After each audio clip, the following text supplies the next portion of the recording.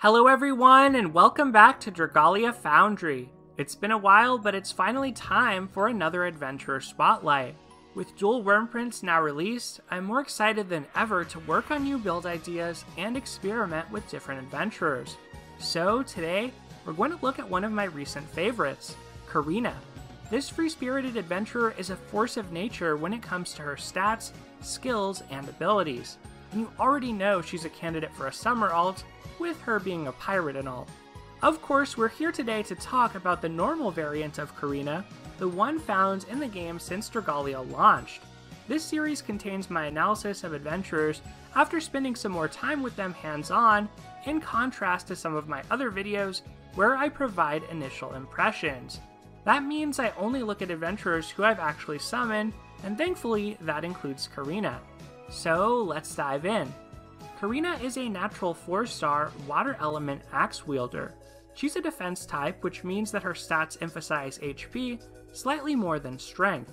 Her max HP is the 3rd highest in the water pool, being just behind Dragalia Cleo and Lara Noah. Yet Karina ranks 13th among all water units with her max strength stat of 452, which is tied with Thaniel, a healer. Strength isn't everything, however, and despite her low strength stat, Karina is no slouch as an attacker, as we'll observe when it comes to her skills. First though, here are Karina's abilities. Like all Gacha 4-stars, she has a primary ability, a secondary ability which grants 100% affliction resistance, and a third ability that's unlocked if you decide to promote her. Karina's primary ability is Healing Double Buff, and this ability goes up to level 3 once upgraded. Like all other double buffs, this grants its user a second buff anytime a defense buff is received, in this case HP regen, which lasts for 20 seconds. At its maximum, this will restore Karina's HP 5 times within that period, for 3% of her total HP each time. In other words, this basically recovers 15% of Karina's max HP.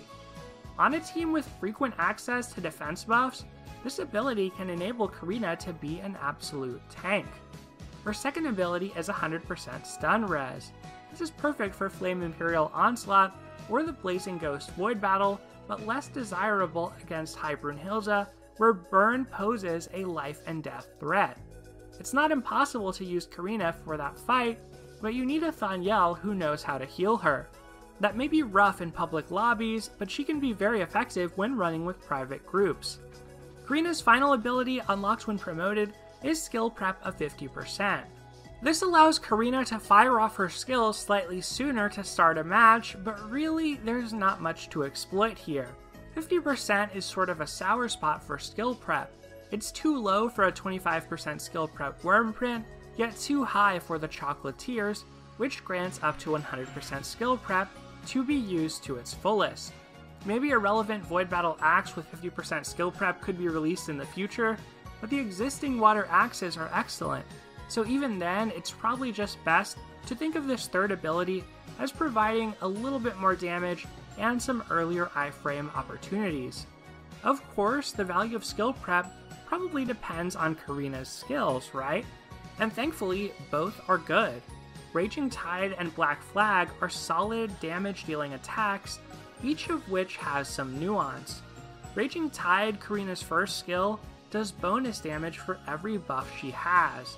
This includes temporary buffs like the regen on her own Healing Double Buff ability, as well as permanent buffs like those obtained through Striker's and Slayer's strength. Strength buffs are especially potent since they boost her overall strength to begin with, then also count toward the bonus on her damaging skill. This move can also be charged fairly quickly, using 2 5-hit combo strings. Karina's second skill, Black Flag, is a spin attack which draws nearby enemies toward her.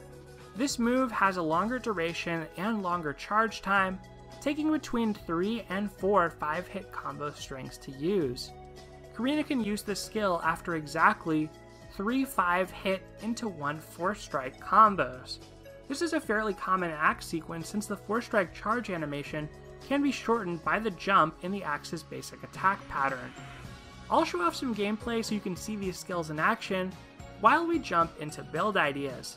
This was a Karina solo clear of the Hunt for Harmony Master Challenge battle. For builds, let's start with dragons, since the hierarchy here is probably the most straightforward. Dragalia Jean is awesome on Karina, since as an axe, she has a 4% critical rate built in. Leviathan is another outstanding choice, and he sometimes even surpasses Jean on maps where Bog affects the boss. Poseidon and Vojanoi are your next best picks, followed by Poliahu. So yeah, in case it isn't clear, you basically want as much strength on Karina as possible. Simurgh could probably be okay too, perhaps with damage boosting Wyrmprints, but I wouldn't suggest this unless it's your only option. Now let's talk weapons where, as said before, Karina has quite the arsenal available. The 5-star Water Axe Grand Sea Dragon uses precious twinkling sand to craft, and it has a powerful attacking skill. This provides the most stats overall, but this level of investment is probably excessive unless Karina is your favorite unit or you're using her to fight Hilda. The Void Battle 5-star Maelstrom Crux has lower stats and no skill, but it comes with 2 useful passives. HP 70% equals strength shouldn't be hard to maintain for Karina with a healer, or if someone on the team can trigger her healing double buff. And Slayer's strength of 4% works wonderfully with Karina's first skill, since the buffs from that ability are permanent and count toward the bonus damage on her Raging Tide. The one caveat is that this is only applicable on maps with lots of enemies, like Flame Imperial Onslaught, or for the ongoing facility event. Finally, the 4-star Water Axe, Aquilabris, also warrants some consideration. This weapon grants Karina a skill which buffs her own defense, making her self-sufficient as far as her healing double buff goes. This axe also contributes to her Raging Tide, since the regen and defense buff count separately toward that. As a more budget pick, it's great for Karina. The question becomes how much healing and sustain you really need. Depending on your team and dodging skills, Maelstrom Crux could be the superior choice. This is especially true when considering that this axe's skill is fairly slow to charge, and the regen is fairly small. Karina has such an abundance of options, but she also can't have everything at once. That's part of what makes her so interesting to build, in my opinion. Your Wyrmprint choice will depend a lot on your goals and your weapon selection.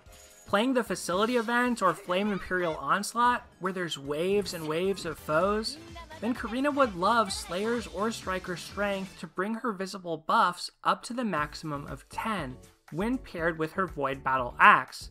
The Warrior Maiden provides the former, and Together We Stand the latter. I prefer Together We Stand, since it's easier to max Unbind as a 4-star. If you're facing off against the solo boss like the Blazing Ghost or Hilda, then I'd suggest packing skill damage on Karina instead, which gets even better if using the Grand Sea Dragon 5-star axe. Resounding Rendition is best, with Kung Fu Masters being a nice option to reach the skill damage cap. Both of these prints also shine when running Karina with Dragalia Jean, and if you have that dragon, you could also opt for more critical damage focused builds, using prints like Levin's Champion or the Prince of Dragalia. Finally, let's say you're running Aquilabris and or have a teammate who can consistently buff Karina's defense. In either case, you may wish to give some consideration to a few double buff Wyrmprints. Valiant Crown is arguably better on Karina than Resounding Rendition, since your HP will typically be below 70% in Hilda due to getting burned, while Thaniel will buff her defense regularly. Other than that, A Wish Upon the Yule Tree can provide Karina some extra defense and healing while trying to auto-battle Imperial Onslaught, and First Rate Hospitality is the best 4-star strength double buff Wyrmprint. That said, I think you want multiple ways to activate double buffs on your team for them to really shine. And speaking of teams, let's discuss who works well with Karina. A lot of this comes down to context. In a vacuum, Karina would love other Sunres adventurers, especially ones like Cleo and Lara Noah, since they can apply multiple buffs to her. So these teammates work well for Flame Imperial Onslaught, the Hunt for Harmony facility event, and perhaps they'll be good for Void Agni once it's released. However, if fighting Hilda specifically, Karina absolutely wants a Thaniel. He's practically mandatory in that fight to begin with, outside of a few niche types of clears. Thaniel and Jacob are also notable as the only water adventurers who can trigger Karina's healing double buff. Both have burn res rather than stun res though, so in that sense they aren't a perfect match for Karina for every quest. As far as competition goes, there are 2 other water axe wielders, both of whom are 3 stars, and Karina holds her own against both very well. Rex is noteworthy since he can reach 100% burn res easily with the introduction of dual Wyrmprints, while Pietro stands out from all water units thanks to his unusual blindness res and his shield skill. I would pick Rex and use Fireside Gathering if your sole aim is to bring an axe to High Brunhilde if you're new to that battle. If you decide to build Karina though, it's not too hard to slap her weapon onto either of these 3 stars to give yourself a few options on the side. Compared to these 3 stars, Karina is also much more viable for general content without needing a promotion at all. As for whether to promote Karina, well, that's ultimately a personal choice. Unless you intend to use one specific character repeatedly to take on the high dragons, promotions aren't really too important. I generally advise people just promote their favorite characters and save their Eldwater. Furthermore, Karina should be strong enough to clear High Brunhilde at 4 star. She could already do so before dual Prince, so I'd think long and hard about any promotion decisions you make. Karina probably doesn't need it. She is very good as is. And, well, that's about all I have to say on Karina. She's a personal favorite of mine who has some unique potential when it comes to builds due to a few interesting and rare mechanics. Karina also has access to tons of tools for her skill and ability kit, so even if you don't have them all, chances are you have access to at least some equipment that will help her shine. If you're lucky enough to have pulled her, she can be amazing for facility events like the ongoing Hunt for Harmony, and is equally effective against Flame Imperial Onslaught and all of the flame-oriented Void battles. Even High Brunhilde is within her reach for a dedicated player who's willing to clear mainly in private groups like on Discord. Of course, I'd love to hear what you think of Karina in the comments below. Do you have any more tips for building or using her? Anything to add about her story or character? I look forward to reading what you have to share.